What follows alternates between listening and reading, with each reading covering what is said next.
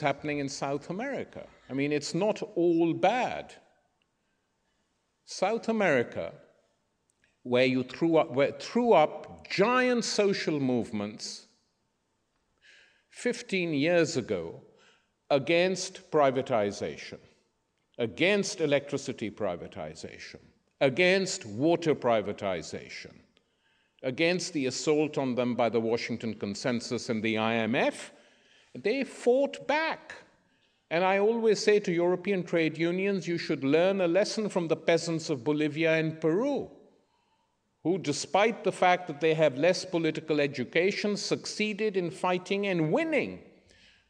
And on the basis of their victories against that form of privatization, they created political parties, the Movement for Socialism in Bolivia, which won 2 elections, 3 elections continuously, and gave Evo Morales, an indigenous leader, made him president of Bolivia. There's 70% of Bolivians are indigenous, and this is the first time an indigenous leader has become president of Bolivia, to the shock and horror of the Creole elite, which can't believe what has happened, because they got so used to ruling. Chavez in Venezuela, Correa in Ecuador, and even in Brazil, very different in many ways. Some change is taking place. People are mobilized. So the events in the mood in South America is very different from the mood elsewhere. And lastly, we come to this region where, look, the big powers in the region where Australia is situated are China and Japan.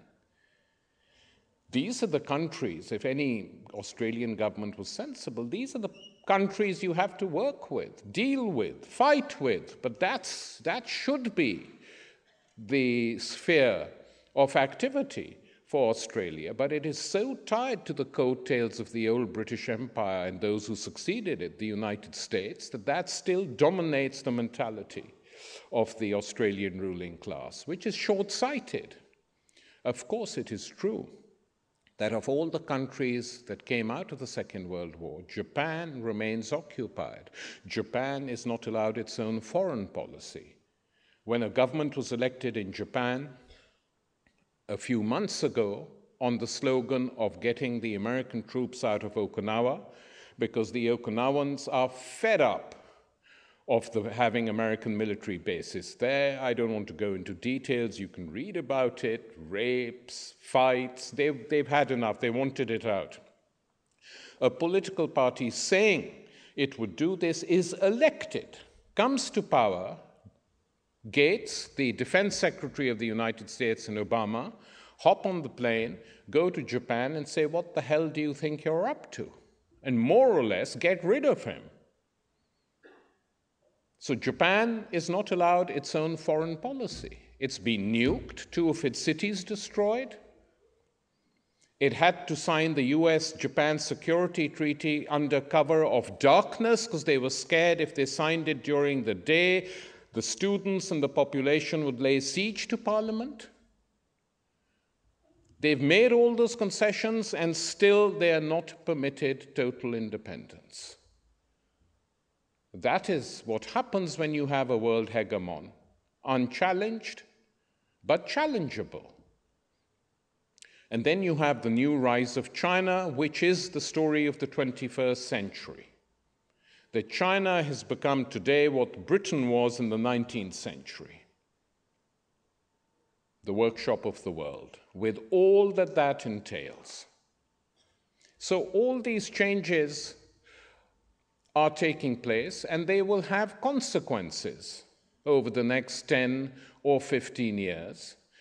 And that is why those who challenge the current consensus carried out by center-left and center-right, so that it doesn't really matter who wins, then people get fed up after 5 years of a center-left government and get rid of it, and the center-right comes. After 5 years, they're fed up of that. Get rid of the incumbent. That seems to be the only politics on offer.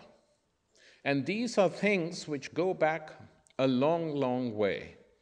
And a very great novelist of this region, taken as a whole, José Rizal, the great Filipino novelist and patriot, wrote a couple of novels at the end of the 19th century in which he said something which, give or take a few words, is still quite relevant. And I'm going to read that extract out just to show you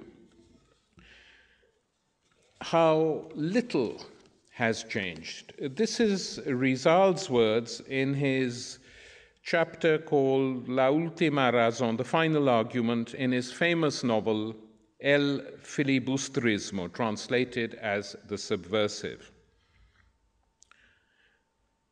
The world will applaud, as always, legitimizing the more powerful and the more violent. Europe applauded when the nations of the West sacrificed the lives of millions of Indios in America, and definitely not in order to found other nations far more moral or peace-loving. Yonder stands the North with its egoistic liberty, its lynch laws, its political manipulations. Yonder stands the South with its turbulent republic, its barbarism, its civil wars, its pronunciamientos like its mother, Spain. Europe applauded when a powerful Portugal plundered the Moluccas, and now applauds as England destroys in the Pacific region the local primitive races in order to implant that of its own immigrants. Europe will applaud us as it applauds the end of a drama, the denouement of a tragedy.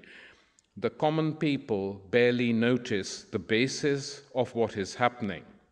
They simply observe its effects. And that is very similar, I feel, to what is going on today in Europe, in America, in Australia, in countries which I have described as the concert of powers who follow the world hegemon. And unless oppositions grow and develop and bring about a change, this situation will continue. And as long as this situation continues, you will have terrorist groups of one sort or another. And the thing to understand is this: the methods employed by these groups are savage, wrong. I've criticized them many a time.